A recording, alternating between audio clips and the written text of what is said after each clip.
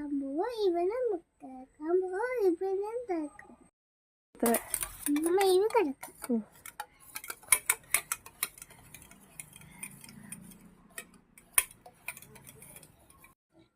ഇച്ചി കാപ്പിപ്പൊടി, ഇത് അമ്മയുടെ ഇച്ചി അരിപ്പൊടി.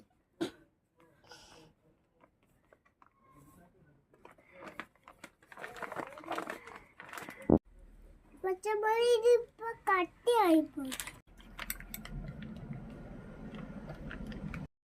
ഇതിപ്പോ റെഡിയായി. ഇനി നമ്മൾ വശത്ത് കുഞ്ഞിന് മുളത്തിടുവാണേ. നമുക്ക് വായിച്ചു. അപ്പൊ ഇതാണ് ഫൈനൽ റിസൾട്ട്. എങ്ങനെയുണ്ട്? പച്ചമുളക് അപ്പൊ നമ്മൾ വായിക്കും.